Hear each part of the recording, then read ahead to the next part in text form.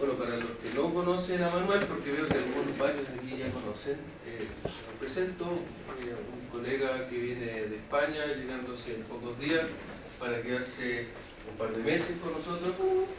Esta es su primera actividad dentro de la escuela, pero va a haber psicología, digamos, pero va a haber otras instancias también, donde él va a mostrar distintos trabajos.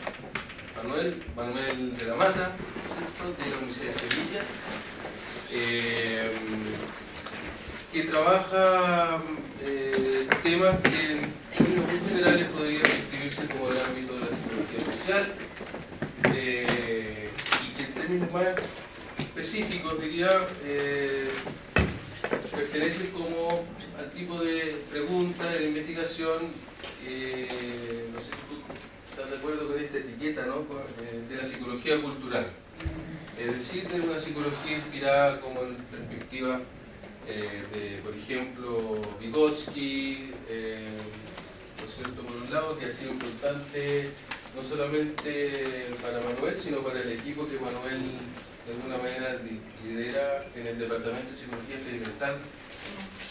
De Psicología Básica. De la Facultad de Psicología de Sevilla, donde yo estuve de visita por ahí en mayo, así que conocí a todo el equipo con que Manuel trabaja. Bueno, y temas como algunos aspectos de lo que vamos a ver hoy día y algunos otros temas que vamos a tocar en otras oportunidades con Manuel en su participación en algunos seminarios. Girando en torno, no sé, yo diría como al lugar que tienen las prácticas culturales, especialmente tal vez no sé si decir especialmente de lenguaje, pero sí, en memoria geográfica, construcción de self, reconstrucción de identidad, por hablar en términos muy generales. Tú ahora vas a entrar en algunos otros temas, así que nada, pues estamos muy contentos de tenerlo aquí por un par de meses para trabajar y nada, ¿qué? Yo muchas gracias, estoy encantado por estar aquí. El segundo día ya superé la primera prueba de Chile, creo. Bueno, no sé si que es el terremoto, y creo que con cierta dignidad. Que era lo que sobre todo me preocupaba en ese momento, no perder la dignidad. Y bueno, creo que ese más o menos se consiguió. Efectivamente sí. Aprendiste lo esencial de un terremoto. Lo esencial es, por todo lo demás, que uno puede hacer nada. Y ya he aprendido un poco de incluso de la reacción que se tiene en Chile ante los terremotos, según la intensidad. Se lo mandan. Sí, entre otras cosas porque había unos vecinos chilenos que dijeron que tranquilo, no pasa nada. Bueno, efectivamente yo me defino como psicólogo cultural, a pesar de, como decía Andrés, bueno, pues mi grupo y yo estamos en un departamento que se llama Psicología Experimental, y en España hay una cosa que se inventó pues para repartir poder básicamente, que se llaman áreas de conocimiento, que creo que en Chile no exista, porque no solamente es una manera de agrupar. Que no hay conocimiento.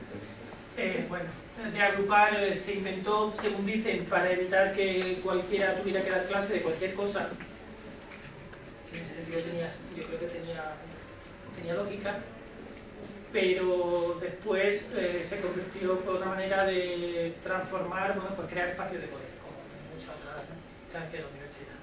Entonces, el área en el que nosotros estamos se llama Psicología Básica. Puede ser cualquier cosa, pero bueno, hay gente que se empeña en decir que Psicología Básica es, yo lo digo medio en broma, pero medio en serio, en realidad creo que tiene bastante de fondo serio.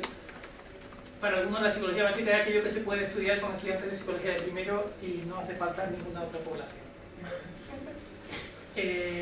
Porque supuestamente te apoya en el hecho de que los procesos psicológicos son universales, con lo cual yo estoy bastante de acuerdo en muchos aspectos. El problema, en mi opinión, es cuáles son los universales y cuáles no. Entonces, de antemano decir cuáles sí y cuáles no me parece lo más complicado. En fin, esto es otro problema. Pero bueno, nosotros hemos ido, porque al final cuando uno se enfrenta a una prueba institucional, la respuesta, ya dentro del tema, la respuesta que por otra parte es incuestionable cuando te preguntan, ¿y esto por qué es una asignatura que se puede llamar psicología cultural? ¿Esto por qué es psicología básica? Y hay una respuesta a la que nadie puede contestar, que es porque lo dice el Boletín Oficial del Estado. Y se acaba el debate. Entonces, si el Boletín Oficial del Estado publica que eso es psicología básica, lo es. Bueno, entro ya en el asunto. Quiero decir que somos un grupo que intentamos mantener una cierta tensión, y a mí me sigue pareciendo en conjunto productiva, digamos que tener que dar explicaciones a gente que se mueve en un ámbito más convencional en psicología, pues mi departamento de gente de metodología, muchos de ellos de formación conductista, gente que trabaja pues, en un área de psicobiología, hay gente estrictamente en psicología cognitiva no hay tantos, pero bueno, quiero decir que están dentro de la corriente dominante en la psicología, y a mí me parece que de todas maneras, a pesar de que a veces resulta costoso, mantener esa tensión es productivo, creo. Entonces tratamos de movernos ahí entre los que nos dicen que somos demasiado cuantitativos y los que nos dicen que somos demasiado cualitativos. Bueno. Esto de lo que yo voy a hablar hoy tiene que ver con un proyecto que está terminando con colegas del Departamento de Psicología Social, en concreto de Psicología Comunitaria, en el que también han participado y participa algún colegas de Geografía, del Departamento de Geografía Humana, de la Universidad de Sevilla también, de Enfermería, bueno, porque intenta, como veis,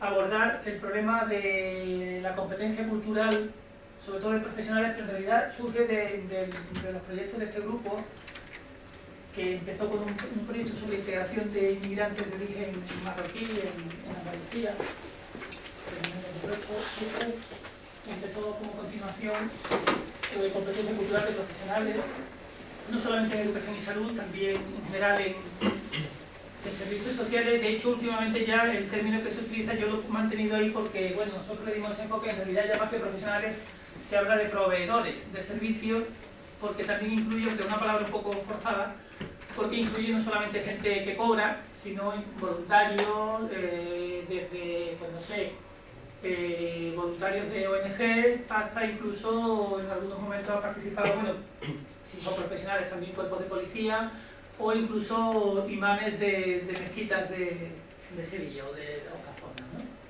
El proyecto del PROCONDI, de eso, de profesionales competentes para comunidades diversas, y de ahí surge el acrónimo. Bueno, el esquema que yo voy a seguir,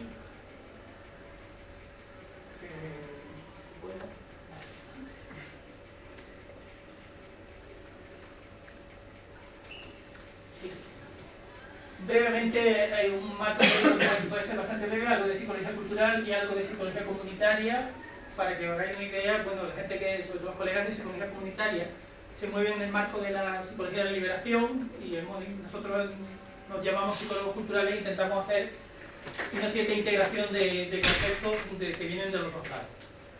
Y luego ya me centraré más expresamente en lo que hemos hecho con respecto a competencia cultural, que como veis, bueno, pues se sitúa en la línea de la temática predominante en el grupo de investigación, aunque no la única en los últimos 8 o 9 años, que es hacer análisis de construcción de identidad. En este caso, entender la competencia cultural como un proceso de construcción identitaria por parte de esos profesionales o de esos proveedores de servicios.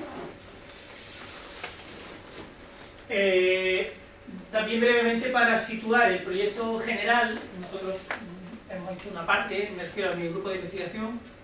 Se trataba inicialmente de desarrollar un modelo teórico de competencia cultural comunitaria, y para eso nuestra participación sobre todo ha sido el análisis de narrativas, relatos de profesionales de distintos servicios en 3 áreas, en Sevilla capital, en Sevilla. El área metropolitana de Sevilla tiene alrededor de 1 millón de habitantes, la ciudad como tal unos 700.000, y hay un distrito norte que se llama el distrito Macarena, que es el que tiene pues, mayor concentración de población inmigrante. De diversas procedencias, bueno, marroquíes muchos, De Latinoamérica, pues sobre todo, en Sevilla no tanto, pero vamos, sobre todo de Ecuador, Bolivia y últimamente Colombia también. Y población africana, sobre todo, vamos, quiero decir, subsahariana, sobre todo de Senegal y de Nigeria, sobre todo.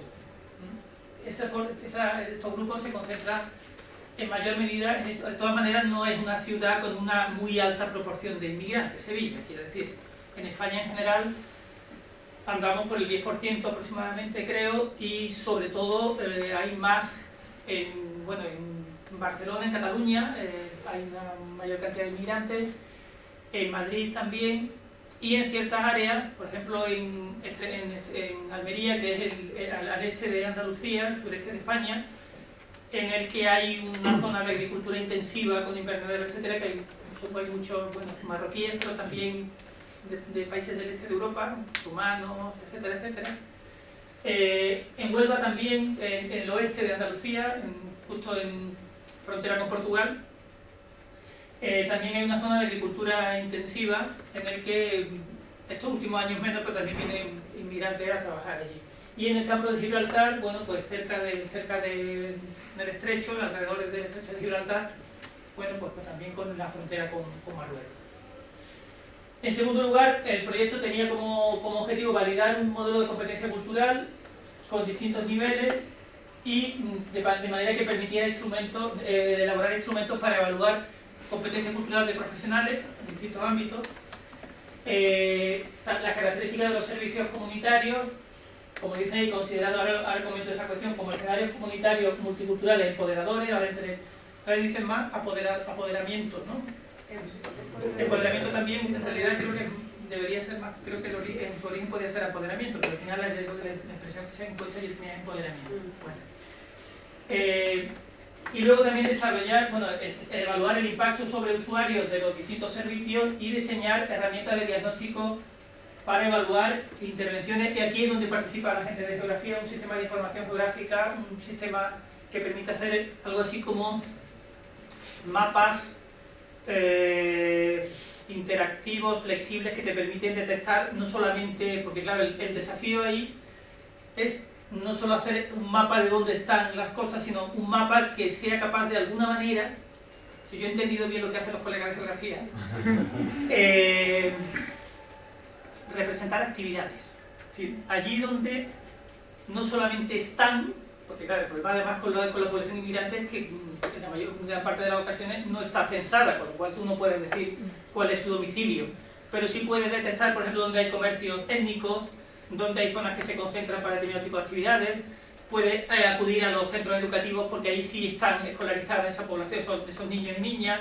A partir de ahí tratar de identificar los enclaves, los lugares donde se concentra más, pero además a esa herramienta incorporar también, eso era en última instancia parte del reto, la evaluación que se haga de la capacidad de integración de la competencia cultural, no solamente de las personas, de los profesionales, sino, y eso es una idea fundamental del proyecto y que compartimos todos, aunque vengamos de distintas procedencias, hacer un análisis que no se quede en un nivel puramente individual, sino que contemple el nivel de lo interpersonal, pero también el nivel de la organización. Por ejemplo, un centro educativo se puede considerar que es competente culturalmente, un centro de salud, una institución o una ONG, cualquier institución, cualquier colectivo, cualquier asociación, podemos considerarlo, y ahí se utiliza ese término,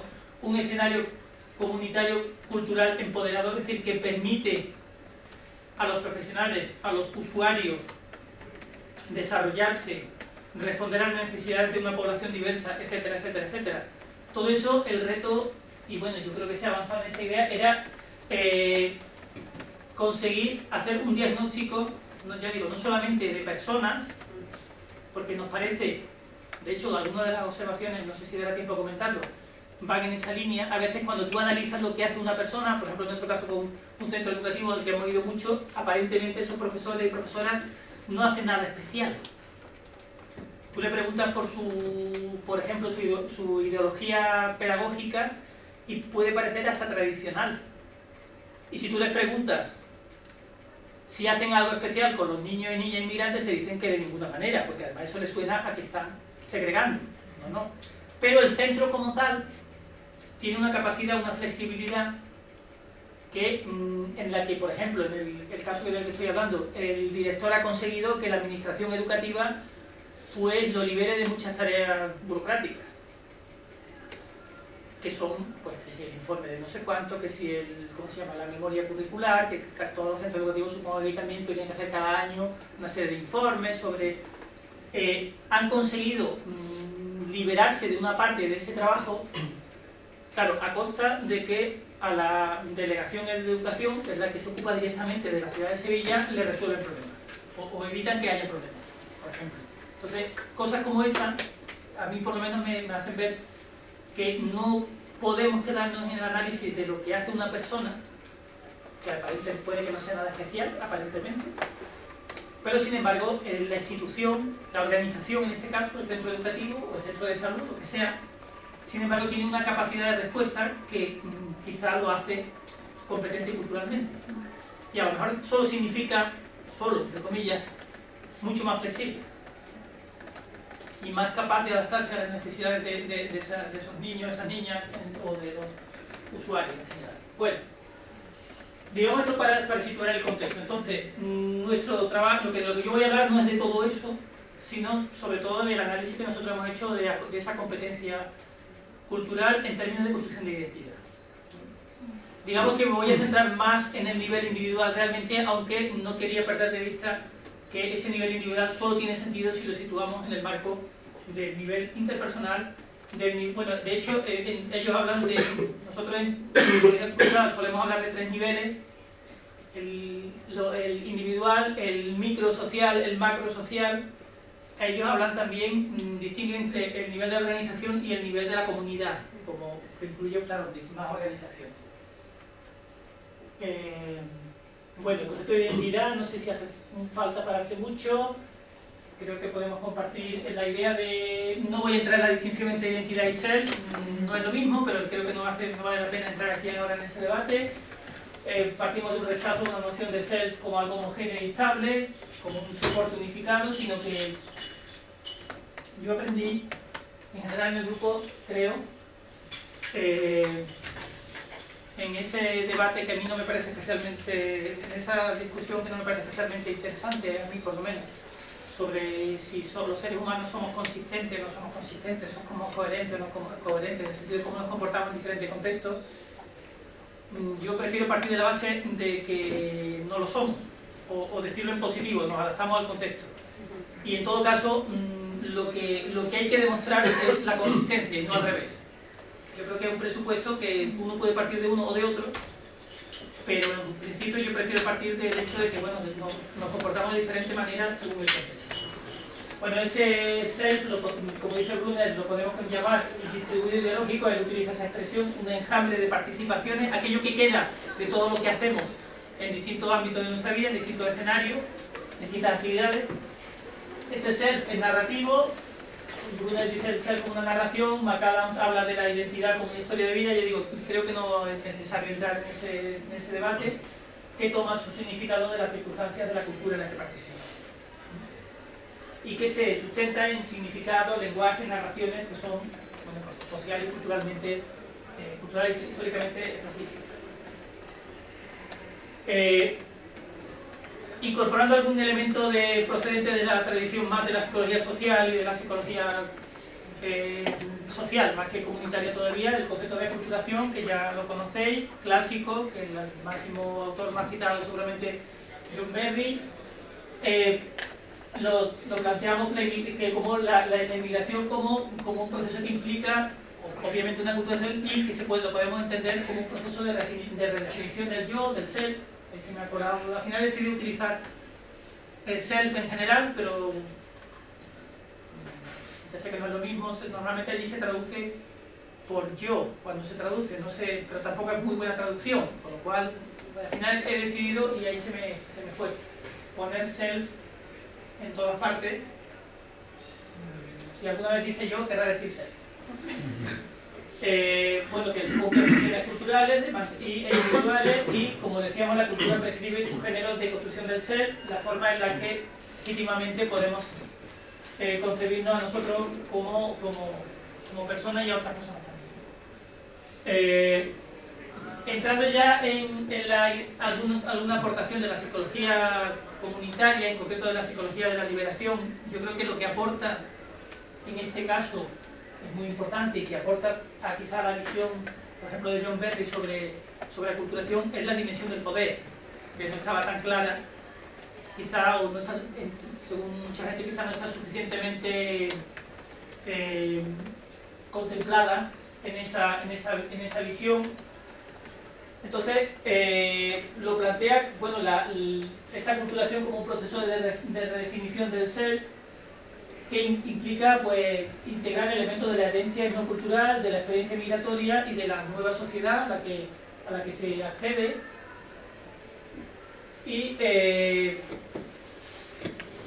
digamos que el objetivo es conseguir bienestar a través de entendiendo el poder como algo que tiene que ver con las relaciones, no como algo que reside en las personas, sino que el poder es un atributo de las relaciones entre personas y que el objetivo es conseguir bienestar en todos los ámbitos, personal, relacional, salud, empleo, vivienda, derechos legales, etcétera, etcétera. Bueno. Perdón.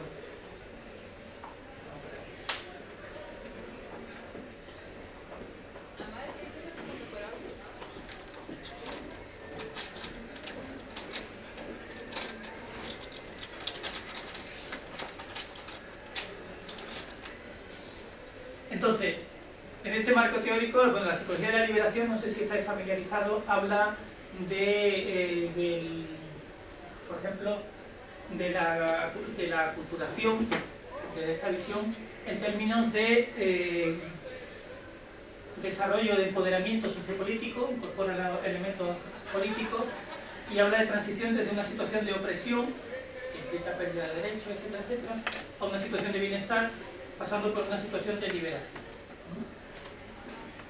Y es muy importante que ese análisis se hace no solamente en el plano individual, no solamente el individuo, sino tiene que hacerse en el plano individual, en el plano interpersonal, en el plano organizacional y en el plano comunitario. Y se pone el énfasis en qué pueden hacer los individuos en relación, formando parte de organizaciones y actuando en comunidad para salir de esa situación de opresión y alcanzar un bienestar. Alcanzar una situación en la que no existan grandes asimetrías de poder entre la población, por ejemplo, inmigrante y la población nativa, la población autóctona en una determinada sociedad. Esto puede ser aplicado igualmente, obviamente no solamente con inmigrantes, sino con cualquier grupo que esté en situación de desventaja social dentro de la sociedad que sea. Entonces, ¿qué es lo que hacemos nosotros dentro de todo esto? Ya digo que todavía estoy hablando solamente del marco general. Nosotros, nuestro análisis como grupo concreto del Laboratorio de Actividad Humana, nos hemos centrado en los profesionales, pero que ahora quizás, no sé si se va a ver un cierto salto. Yo voy a hablar sobre todo de lo que nosotros hemos hecho, cuáles han sido los objetivos específicos de nuestro grupo dentro de ese gran proyecto. Identificar dimensiones de competencia cultural comunitaria, así como las interrelaciones, y elaborar instrumentos para conocer y evaluar la competencia cultural comunitaria en profesionales, salud y educación fundamentalmente, y para eso pues, hemos aplicado sobre todo metodologías cualitativas, entrevista autobiográfica y grupos focales. Y ahí es donde hemos concebido el desarrollo de la competencia cultural comunitaria en términos de construcción de identidad. Un proceso de construcción de identidad.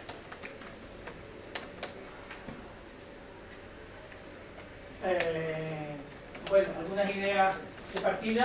Planteamos el análisis con una metodología narrativa, con entrevistas de carácter autobiográfico con los profesionales, con grupos focales también. y tratando de poner de manifiesto recursos narrativos, y ahora entraré en concreto cuáles son esos recursos narrativos. Hablaremos de dos conceptos que nosotros estamos aplicando en muchos ámbitos, posiciones y voces, ahora entro en ellos.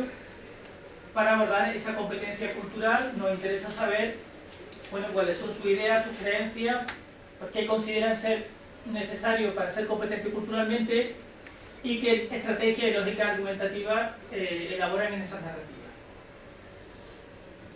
¿Qué hemos hecho hasta ahora y qué nos queda por hacer? ¿Qué cosas están haciéndose? Hasta ahora hemos identificado posiciones del yo, ese yo o ese self profesional, a lo largo de la entrevista, ese análisis de posiciones del self, y estamos empezando a explorar, esa es la segunda parte del análisis, voces que articulan las posiciones del self, las posiciones del yo. Ahí está colado también lo de ahora entro un poco en esa cuestión, no sé cómo estáis. Bueno, partimos de esa visión narrativa, ya lo he dicho realmente, y es muy importante ese aspecto, esa dimensión, esto sí quería resaltarlo, de agencia en el análisis. La manera en que las personas expresan tener o no tener responsabilidad, control sobre su vida a través de la narración. Esto está relacionado, no voy a entrar ahora en esa cuestión, con algunas dimensiones de la psicología de la liberación, que es la capacidad para responder y la capacidad de actuación en el plano comunitario. Entonces, siguiendo con la noción teórico-metodológica, entendemos que ser competente comunitaria y culturalmente en comunidades diversas supone adquirir habilidades, conocimientos y actitudes para funcionar eficazmente en una comunidad culturalmente plural y diversa, que ello va a generar cambios a distintos niveles, individual, cognitivo, no solo cognitivo, también afectivo, interpersonal y comunitario, relacional,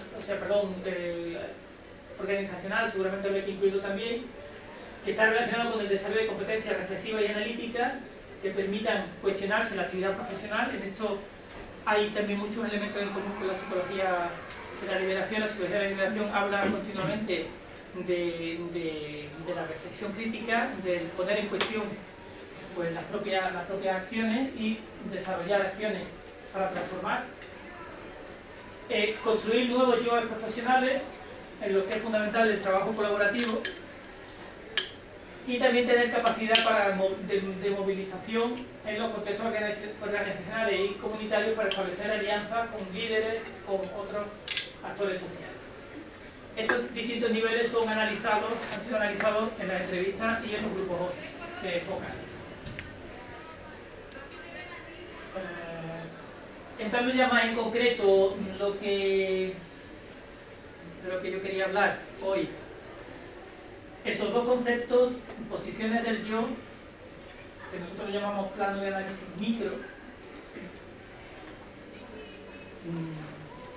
estoy casi seguro de llamarlo así, porque es algo que estamos discutiendo continuamente y, bueno, creo que más o menos se puede describir de esa manera. Y el análisis de voces, que permite un análisis un poco más macro. Me explico. No sé si el concepto de posición, bueno, es un concepto que está basado, como ya podéis imaginar, en una metáfora espacial. Es decir, cuando alguien utiliza el lenguaje, discurso, entendiendo por discurso el uso del lenguaje en contexto, cuando cuenta una historia, pero en general cuando hacemos algún acto discursivo, al hacerlo nos situamos o nos posicionamos a nosotros mismos, a aquellos sobre lo que estamos hablando, a los interlocutores, incluso a toda la cultura, precisamente mediante ese acto discursivo. A veces de manera explícita, yo te estoy hablando como yo soy tu padre y tienes que entender que lo que te estoy diciendo a veces de manera mucho más sutil, mucho menos explícita. Digamos que nos situamos en el espacio social de una determinada manera. A nosotros y a los demás. En ese sentido estamos construyendo una versión sobre nosotros mismos. En ese sentido, el posicionarse es un acto identitario que dice a los demás, a nosotros mismos, quiénes somos. En ese sentido. Y además nos dice cómo queremos presentarnos ante los demás.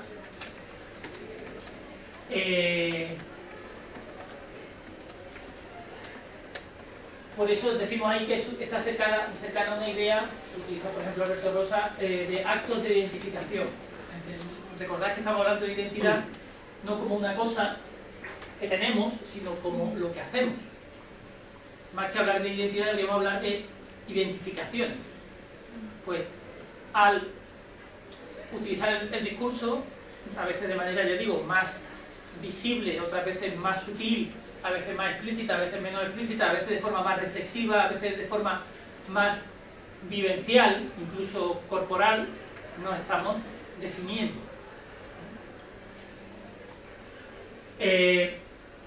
Eso con respecto al análisis de posiciones. En nuestro caso, nos interesaba ver cómo los profesionales, ahora veremos distintos ejemplos, cómo los profesionales, por ejemplo, en la educación, se definían a sí mismos y cómo definían a sus alumnos y alumnas y cómo se relacionaban con ellos, es decir, cómo iban adoptando diferentes posiciones. Y luego está el concepto de voz, que lo conocéis también, que procede de Martín, que lo utiliza también, por ejemplo, ese autor que está citado, Hermann, el concepto de voz no lo conocéis. Habla de el lenguaje, el enunciado siempre expresa una voz. En realidad no expresa una voz, sino que expresa muchas voces. Cuando hablamos, no solamente estamos hablando nosotros mismos, sino que a través de nosotros, digamos, está hablando otras personas, está hablando grupos sociales, está hablando la cultura, está hablando del momento histórico en el que estamos. Pues nos interesaba relacionar las posiciones del yo y las voces, y ves, y de hecho esto es algo que estamos haciendo en diferentes proyectos de investigación, no solamente en este campo, sino en otros campos también, cómo se articulan esas voces y esas posiciones. Y para nosotros permite, como dice ahí, analizar la contextualización social, cultural, histórica e institucional de las posiciones. Es decir, cuando yo hablo desde la posición, por ejemplo, de profesional, estoy haciendo uso de una voz que me confiere, por ejemplo, autoridad.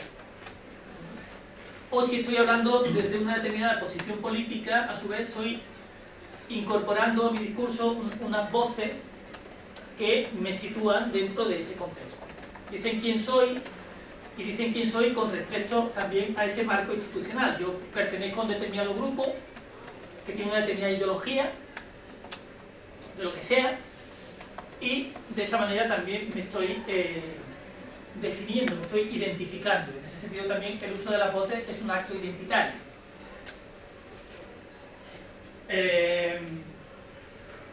Y luego hay otro análisis que no sé si nos dará tiempo a hablarlo, y lo estuve, de hecho, además ya hablé de la otra vez sobre indicadores del yo. Bueno, pues dejamos de momento indicadores del ser, que lo podemos dejar de momento. Bueno, para hacer este análisis, la herramienta, como os decía, eran entrevistas semiestructuradas y grupos focales. La entrevista intentaba abordar ir recopilando información de distintos ámbitos, considerar, como dice ahí, bueno, aparte de educación y salud, los distintos 4 ámbitos ecológicos: individual, interactivo, institucional, organizacional y comunitario, y considerar las 3 dimensiones de las que habla la psicología de la liberación en ese proceso de transformación: conciencia crítica, capacidad para responder e iniciación y acción comunitaria. Y bueno, había una serie de preguntas. Bueno, eran las instrucciones que se daban, se le pedían recuerdos, experiencias profesionales, reales como profesional, describir un día de trabajo normal. Bueno, no hace falta entrar en todas las... Y ahí tenéis con qué aspectos de ese marco de la psicología de liberación se relacionaba cada las preguntas: experiencia positiva, experiencia negativa, experiencia frecuente, experiencia poco frecuente con inmigrantes. Se le preguntaba también sobre cambios que se habían producido en el centro laboral en los últimos 15 o 20 años, en cambios en la vida, en su práctica profesional, cómo lo que ellos hacen afecta al centro, cómo el centro les afecta a ellos. En fin, se trataba de ir recopilando información. Se le preguntaba después sobre el barrio, cómo lo que ellos hacen para el nivel comunitario, sobre lo que ellos... nosotros cuando hablamos de barrio creo que hablamos de un barrio un poquito más grande que aquí, creo, por lo que estoy viendo en Santiago. Creo que cuando se habla de barrio me parece que una comunidad más pequeña, nuestro concepto de barrio suele ser un poquito más, se refiere a una comunidad un poco más amplia, ¿no? He visto aquí barrios de 2 o 3 calles, no sé si son solo algunos o son todos cuando se habla de barrio. Es una perspectiva infantil del barrio. Ya. ¿No? Pero nosotros, sí, ya es más grande. Nosotros normalmente cuando hablamos de barrio estamos hablando de un ámbito un poquito más grande, creo. Pues claro, sí, porque comunidad resulta un poco más abstracto. Los grupos focales, bueno, pues el concepto era similar. La única diferencia es que los grupos focales pues se les daban algunas instrucciones, algunas cuestiones guías. Por ejemplo, imagina que llega a tu colegio un nuevo profesor o una nueva profesora y queremos que piense sobre qué crees que necesitaría esta persona para ser una buena profesional, para ser competente ante la diversidad, y bueno, ir concretando en relación con niños y niñas, padres y madres, compañeras y compañeros, centro y barrio. Y ahí, bueno, pues esas eran las preguntas para iniciar el debate en el grupo focal. Los centros que se han analizado, bueno, están en el norte de la ciudad de Sevilla, que como os decía se llama el distrito Macarena, que es el que tiene más concentración de población inmigrante. Este en concreto, un centro de educación infantil y primaria, significa esa sigla, se llama San José Obrero, y este ha tenido, el que os decía, que ha tenido premios del gobierno regional por su capacidad de integración de niños y niñas de otros países. Y bueno, decidimos elegir, digamos que la idea fue, vamos a buscar aquello que podamos considerar que son buenas prácticas, por decirlo de alguna manera, de integración, más que tratar de partir de una idea previa de lo que es la competencia cultural, ver qué hace la gente a la que le podemos presuponer competencia cultural comunitaria, no partir nosotros de una definición a priori. Porque probablemente esa definición a priori después no iba a corresponder con la realidad, creo. Y yo también me lo represento como algo que, por ejemplo, se hace desde mucho tiempo en la investigación educativa, cuando se empiezan a entrar a grabar qué ocurre en aulas reales, es decir, qué recursos utilizan profesores y profesoras para enseñar, en lugar de definir de antemano qué hay que hacer para enseñar. Creo que, bueno, es también una cuestión de respeto a los profesionales y, bueno, vamos a ver qué hacen antes de decir nosotros lo que tienen que hacer. Pero además nosotros no podemos decir lo que tienen que hacer.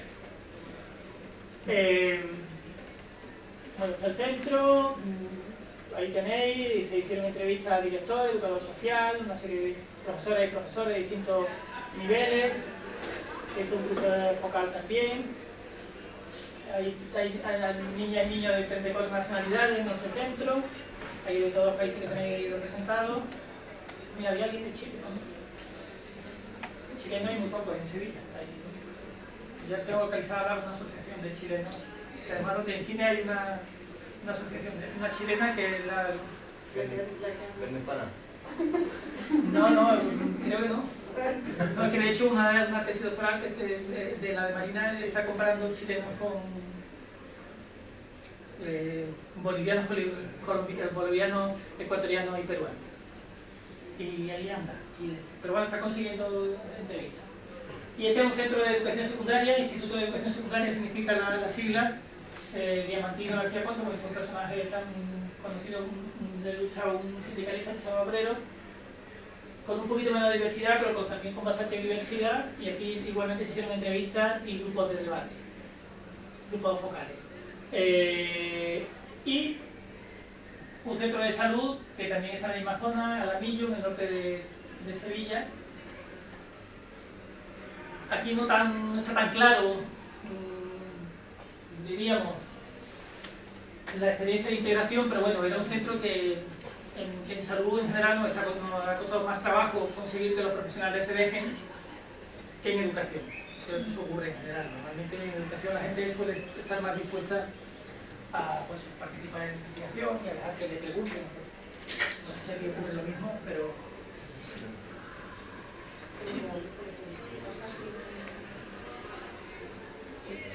Bueno, aquí tenéis en el centro, la entrevista, bueno, los profesionales. ¿Cómo hemos procedido?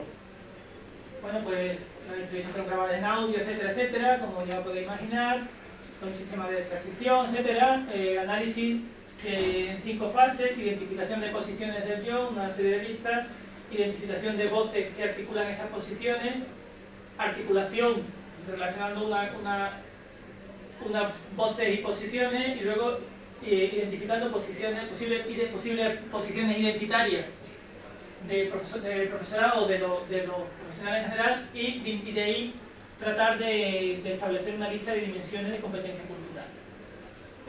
Bueno, el Atlas-T, en fin, lo típico. La primera fase está un poco más detallada, identificación de posiciones, hay un vaciado y un listado a partir de la transcripción de la entrevista. Se suele empezar también con un análisis de los temas para volver sobre el después. Las categorías van surgiendo a partir del análisis. Se tiene que volver continuamente a donde ya lo conocéis, el procedimiento de análisis cualitativo, que implica siempre un cierto grado de recursividad, de volver a los datos, entre codificación y análisis, utilizando el Atlas-T, pues ya lo conocéis también. Bueno, existe, ya sabéis, el Atlas-T, el Moody's, y el Atlas-T, lo que pasa es que es más barato que el otro, entonces pues, lo hacen básicamente, no sé si lo habéis utilizado alguna vez, pero te permite hacer una... Sí, te permite ir identificando fragmentos y colocando etiquetas, y luego después puedes colocar además tantas etiquetas como quieras, y luego puedes analizar pues no solamente una lista de casos etiquetados de la misma manera, sino puedes también ver si hay una cierta correspondencia, si covarían o no covarían, si ciertas etiquetas se asocian a otras, etcétera, etcétera. Bueno, en última instancia te permite incluso también, si quieres hacer un análisis estadístico, te permite una salida hacia el SPSS. Vale. Hay muchos programas, ya los conocéis. Bueno, aquí tenemos un ejemplo, da igual también. Porque veáis esto en qué se traduce. Yo creo que ya me estoy pasando el tiempo, ¿no? Sí. Para explicar eso. Todo eso. Ahora no veréis nada de la lista. Bueno, no, sencillamente una lista de posiciones del ser, posiciones del yo, que han sido como agrupados en categorías un poquito más amplias. Por aquí, posiciones del yo de asistencia, ayuda, cuidador, padre o madre, es decir, estamos hablando en este caso de profesores de primaria y secundaria, como a través de su discurso podemos ver cómo se posicionan ellas y ellos frente a esos alumnos y alumnas. Otra como educador, educadora, como eficaz, competente, como alguien capaz, como alguien igualitario, y ahí tenéis bueno, la lista de donde aparece, etcétera, etcétera. Experto, técnico, formador, ya están especificados, por poner algunos ejemplos. A ver, por ejemplo, aquí.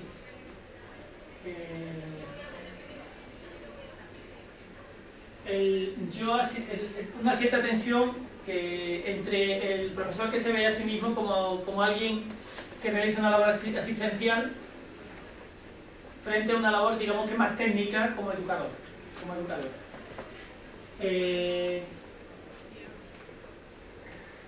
Esperar son niños que no tienen tantas cosas como otros, está hablando y yo se las busco si puedo, digo Miguel es el director del centro, ya va buscando dinero que este año hay que dar más material, por ejemplo, porque sus padres no pueden pagar. Está describiendo su actividad en gran parte en términos de una labor asistencial. Sin embargo, el otro, al empezar, ¿qué hace? Y lo que tú haces afecta a la vida del barrio, pues estos profesores de secundaria. Empezar a trabajar con él o trabajar con ella y que termine titulando. Se termine titulando.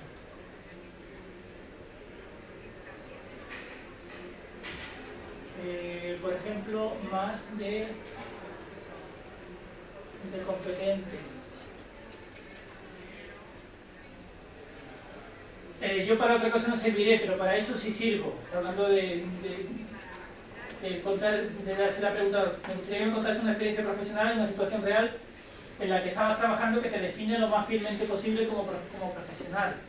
Aquí se está buscando lo que algunos llaman recuerdos autodefinidores, en el ámbito de la investigación sobre memoria autobiográfica o sobre identidad. Yo para otra cosa no serviré, pero para eso sirvo, sí, leche, es verdad. A lo mejor a ti te parece que me estoy echando muchas flores, sí, se tiene todo, ¿no?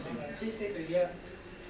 Pero es que yo para otra cosa no sé, pero para educar pienso que sí. Otro caso, como terapeuta profesional, yo intento ser un buen maestro, todos los días intento ser un buen maestro. Hay veces incluso que lo consigo y hago bien, y hago las cosas bien, resuelvo los problemas. Leche. Supongo que aquí no se dice eso. No. Que lo podría haber dicho más peor, pero vamos, suave. Otra.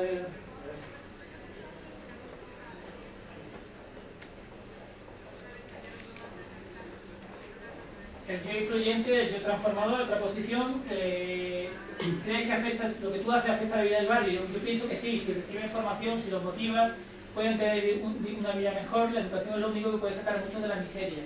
Y lo que hacemos todos aquí, por supuesto, yo también, es precisamente eso, darles la posibilidad de que consigan trabajo, que formen una familia, que tengan unos valores de solidaridad y respeto a todos los grupos culturales. Y eso hará que la vida del barrio sea más tranquila, que todos sientan que este es su sitio. Si tú le preguntas si hace algo diferente, te dice que no. Por eso nos parece interesante hacer el análisis también de las posiciones, como cuando hablo me voy definiendo a mí mismo y a los demás, claro, y mi relación con esas niñas y con esos niños.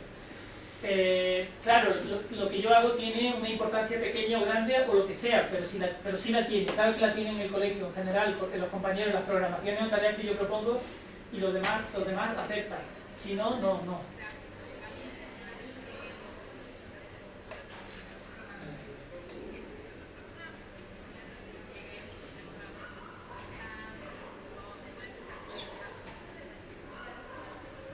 Otro, por ejemplo, que habla de coordinación. Cuéntame una experiencia frecuente y otra poco frecuente en tu trabajo. Con mis compañeros algo frecuente, pues colaborar, hacer cosas juntos, tomar decisiones colegiadas, apoyarnos. Lo que hacen un día de trabajo normal, abajo, se echan y nos echamos una mano los unos a los otros. O sea que en líneas generales creo que nos coordinamos y trabajamos en equipo muy bien.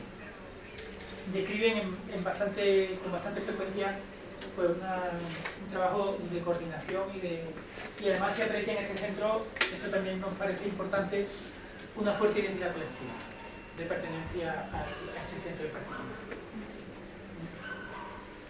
De hecho, bueno, lo introduzco precisamente en el trabajo tú la conoces, de Alicia, en el trabajo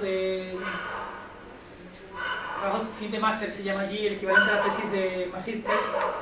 Ella utilizó con otra metodología no idéntica de los indicadores del ser, que ella lo que hizo fue entrevistar a profesores y profesoras que llevaban poco tiempo en este mismo centro y algunos llevaban más tiempo.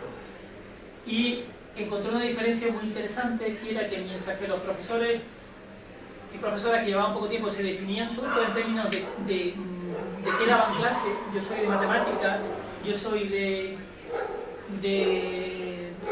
el indicador que predominaba, de lo que llamamos era de position, lo llama Brunner precisamente, y en su caso en concreto, yo soy de matemáticas, yo soy de lengua, de lo que fuera.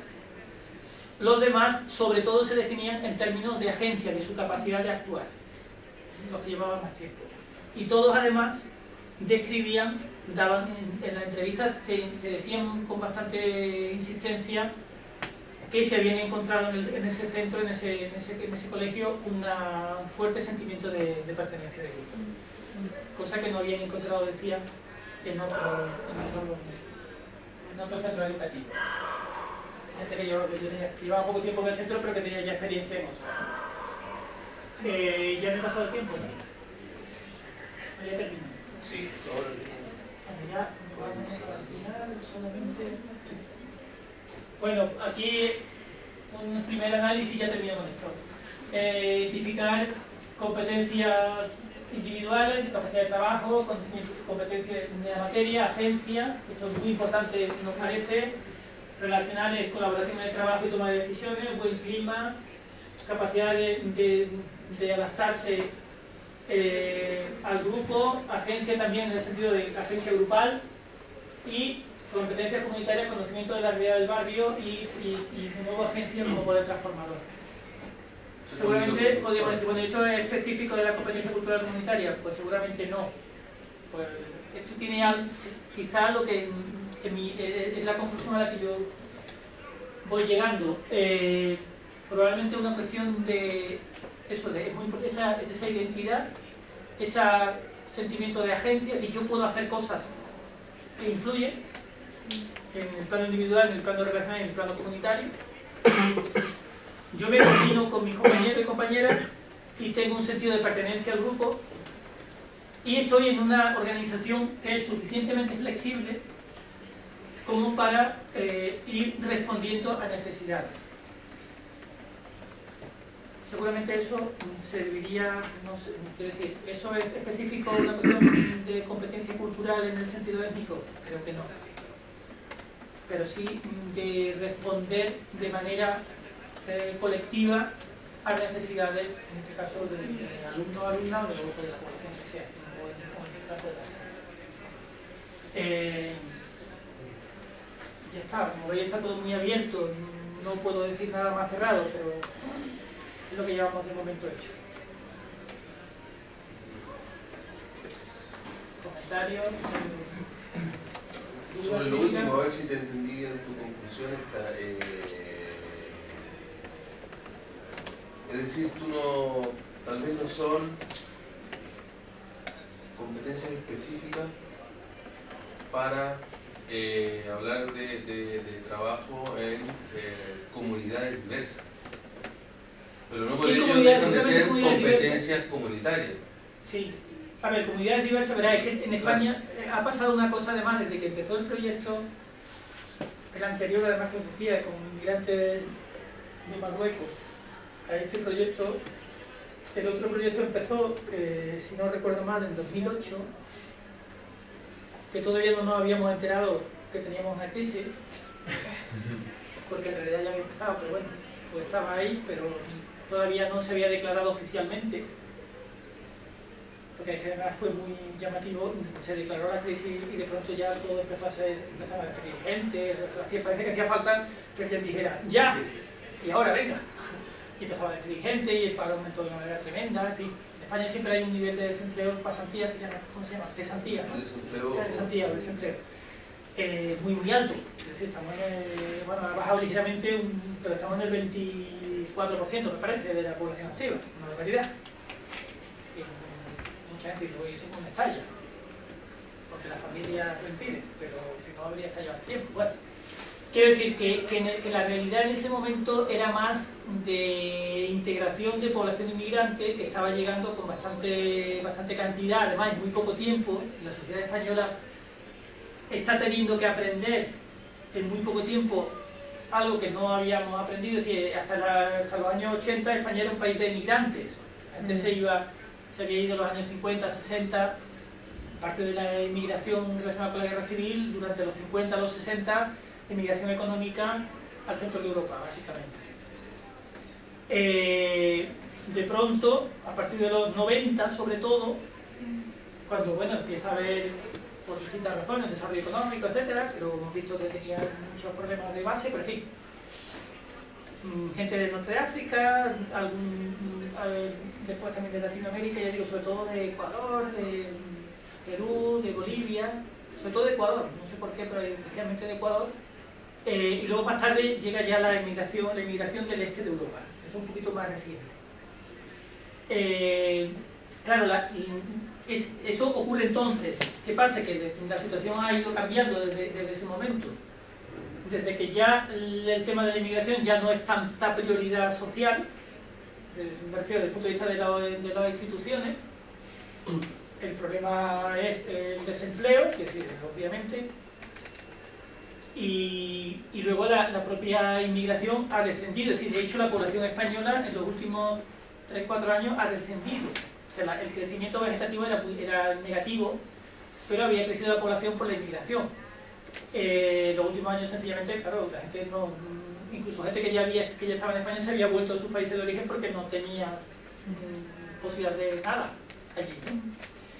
Quiero decir que el problema ya es la marginación social. Y entonces, ahora, para mí la cultura no es principalmente una cuestión étnica. Eso es una dimensión, creo, pero la cultura es mucho más que lo étnico. Obviamente hay elementos étnicos y hay elementos que tienen que ver, por ejemplo, en el caso de Marruecos, pues desde la tradición con los moros, como se dice allí, la religión, obviamente, pero y elementos, hay elementos étnicos, pero creo que no es lo predominante, creo. Y en todo caso, en este momento, gran parte de las cosas que estamos diciendo ya no es, creo que es una cuestión de competencia entre la diversidad, pero creo que no es una cuestión solo de diversidad étnica. Y muchas de estas creo que pueden ser válidos, creo, ante comunidades diversas que no son solamente diversas en lo étnico,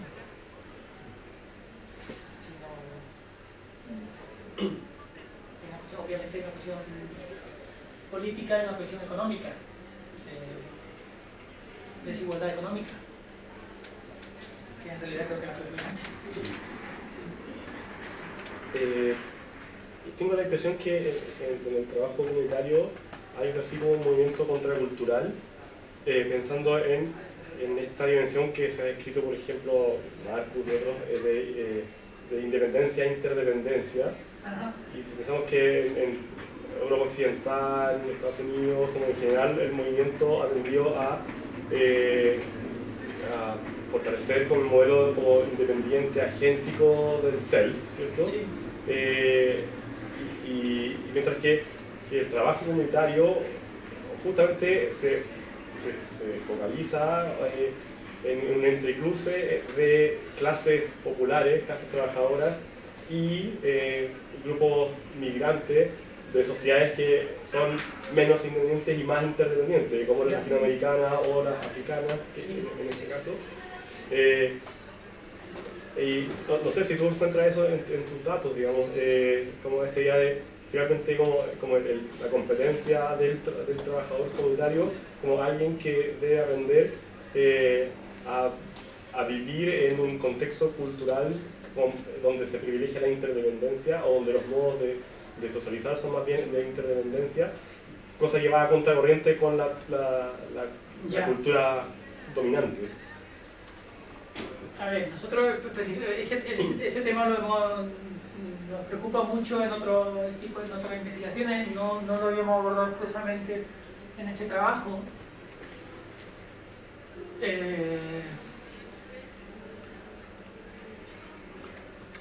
Estaba pensando varias cosas.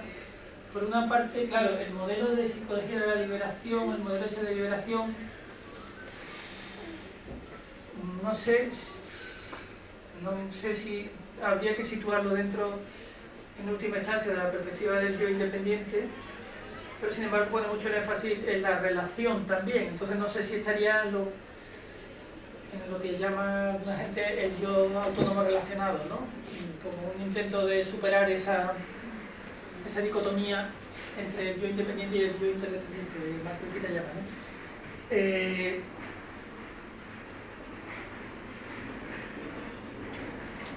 Porque luego estaba pensando que hay muchas cosas que nosotros no vamos a analizar. Estaba pensando en otro trabajo que también interesaba en este proyecto, en el que analizábamos, hay un artículo por ahí, analizábamos una asociación que ya no existe, que se llama AMAL, que significa esperanza en árabe, de mujeres marroquíes, de apoyo, que existía en Sevilla y también en otra parte de Andalucía, que otra de las cosas que ha desaparecido por falta de subvenciones. Que estaba, bueno, eran mujeres marroquíes que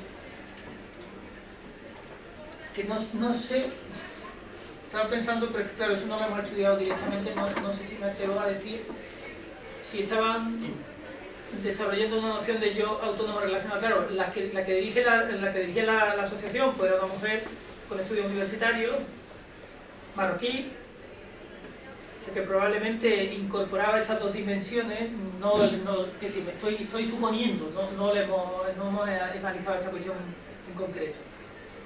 Y por otra parte, claro, está el énfasis en apoyaban, pues yo que sé, a mujeres, caso típico, mujeres pues que trabajaban como empleadas de hogar y que en algunas ocasiones tenían situaciones de semi-esclavitud, condiciones laborales terribles, pues, viviendo en una casa de la que casi no podían salir, etcétera, etcétera. Y trataban de darle apoyo, claro. El objetivo es un objetivo de ciudadanía. Pues claro, ahí está el reto de construir una ciudadanía que no sea una ciudadanía basada en un modelo puramente independiente del yo. No sé, yo me inclinaría a decirlo, pero no sé si debería atreverme a decir que estaban construyendo un modelo de yo interdependiente, un yo autónomo relacional. Es decir, que incorpora los elementos de aspiraciones personales, pero que mantiene los vínculos, ¿no? Y yo creo que ese modelo, ¿verdad? En nuestra sociedad, no sé si Chile es lo mismo, porque las cosas que he leído de Chile me tienen un poco desconcertado, entonces no sé sobre los modelos del yo y demás. Aquí se dice, pero también se dice de la sociedad chilena, ¿no? Que somos sociedades familistas, ¿no? Se dice también de la sociedad, pero claro, eso no es exactamente. Quiero decir que no nos resulta tan ajeno, creo, como podría ser en Dinamarca o en Alemania o en Suecia, ese modelo del yo interdependiente, creo. En ese sentido creo que no es tan problemático esa cuestión en particular, esa cuestión del modelo, porque ya digo, para nosotros, por ejemplo, no hay ningún problema para entender la familia, lo importante de la familia. Es decir, la gente en España se queda a vivir en la misma ciudad de su familia, entre otras cosas porque le va a cuidar a los niños después, quiero decir. Claro, porque que hay vínculos que no son solamente afectivos, que son vínculos económicos, porque hay quien dice que el modelo del yo autónomo relacionado se mantiene en la... O sea, hay una independencia económica, pero se sigue manteniendo la relación afectiva. Yo creo que no es solo afectiva, yo creo que también es una relación económica. En fin, es otro problema que habría que analizar seguramente. Entonces, creo que esa cuestión... A ver... Bueno, probablemente en el campo de la salud se dé con más claridad ese conflicto. ¿Sí? Como el modelo de salud que ofrece, claro, el modelo de salud que ofrece el sistema de salud es un modelo de salud del individuo. Es decir, el individuo está enfermo, el individuo hay que darle, y el individuo es responsable, el profesional de la salud tiene que responder ante la persona y la familia, en todo caso, más bien interfiere, o más bien se trata de que moleste lo menos posible. Probablemente ahí se ve más ese conflicto que en el campo de la educación, creo. Pero en todo caso, es una cuestión muy interesante, sí. No la hemos estudiado interesante.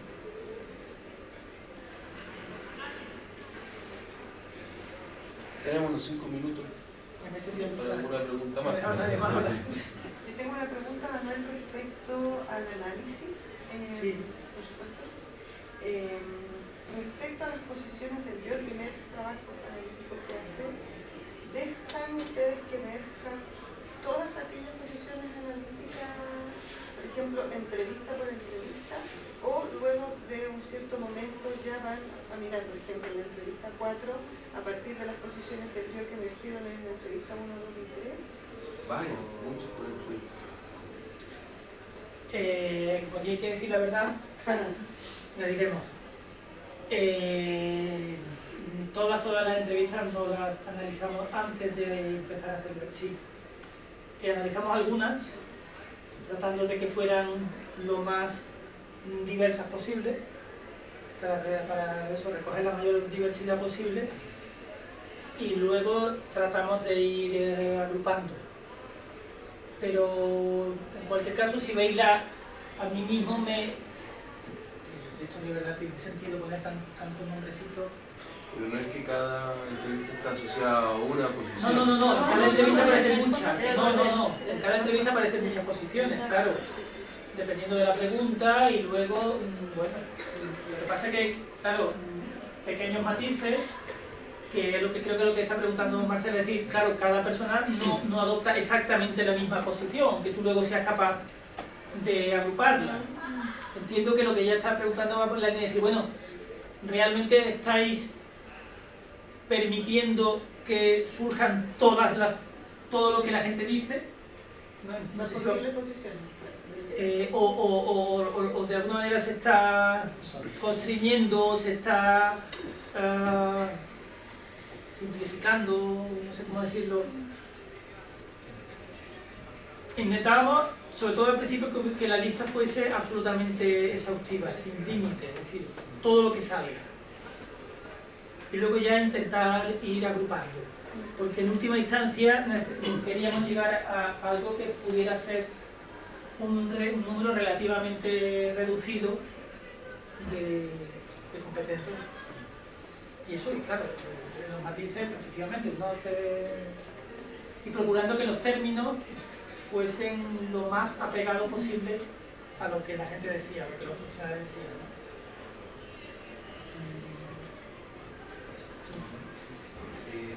Un poco en esa línea, pero pensando en cada sujeto, que tú mencionas que en cada entrevista aparecen muchas posiciones.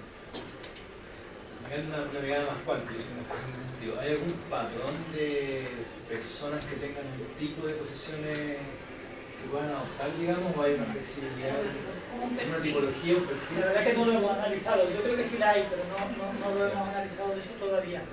Hay posiciones que son contrapuestas, ¿no? Por ejemplo, si encontrabas, así que sí te lo puedo decir, en esa, que nosotros mismos no lo planteábamos, en el grupo, ¿no?, cuando hablábamos del tema, en esa dicotomía o tensión, no sé cómo llamarlo, entre el yo asistencial frente al yo educador, o más técnico, más técnico en el sentido más convencional. Claro, había gente que estaba más por una posición de ese yo asistencial y decir, yo estoy aquí para, quiero decir, al primero de todo averiguar si esa criatura ha desayunado cuando llega al centro y hay que darle de comer primero. A quien dice, bueno, eso yo soy maestro, mi trabajo es enseñar, no es. Pero en cualquier caso, seguramente esto ocurría mucho menos que hubiera ocurrido en cualquier otro centro educativo, en la que seguramente la mayoría había dicho, yo me dedico a enseñar matemáticas o lengua o lo que sea. Pero eso tiene que haber otros trabajadores sociales, ¿no?, que es lo que se dice así, que se ocupen, ¿no? Pero de repente sería interesante mirar los perfiles y si tienen alguna asociación con la carrera de base. O si, o sea, me refiero, por ejemplo, si las enfermeras tienden en su conjunto a asumir una posición más asistencialista que el maestro, no sé, o si en verdad eso tiene más que ver con el trabajo que desarrollan en concreto en lo cotidiano que con la profesión dirigida. Digo, el análisis más cercano a eso es lo que comentaba hace un rato de la diferencia entre quienes acaban de llegar y quienes llevan materias. Que uno se define, sobre todo yo soy de tal materia, o yo hago esto y esto con los demás. Y la materia no importa tanto.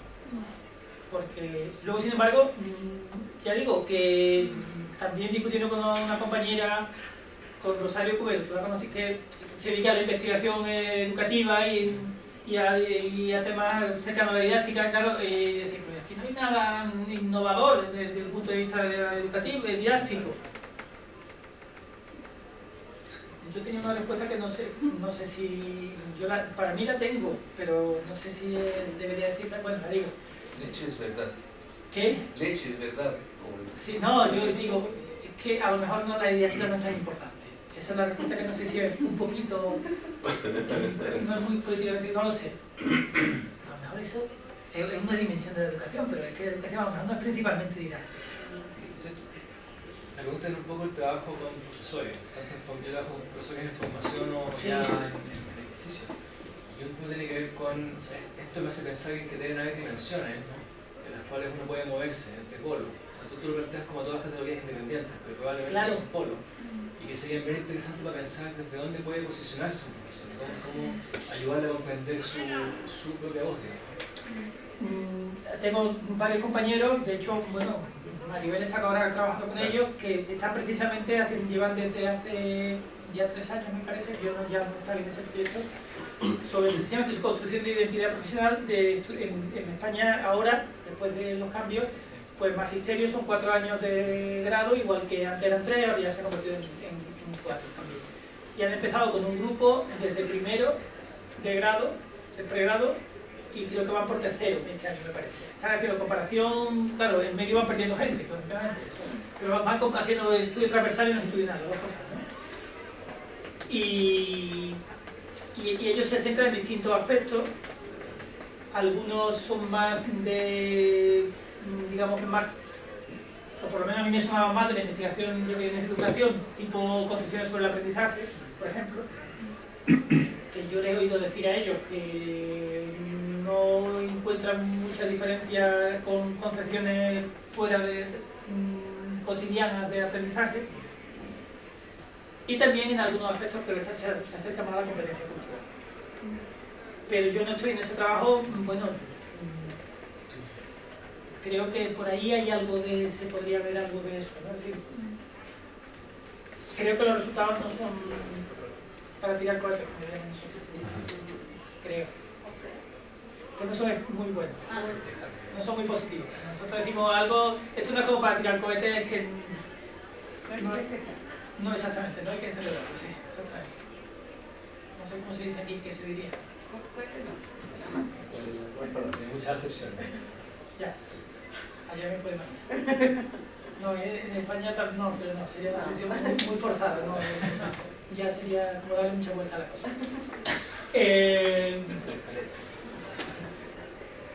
Estamos en el tiempo. Sí. No sé si algo más para cerrar o... Que no está cerrado, como veis. Claro. No tenemos cohetes aún. ¿Qué? No tenemos cohetes. No. Ninguna clase de cohetes. O sí, pero eso ya es caso de cada. Bueno, estamos. Muchas gracias, Manuel.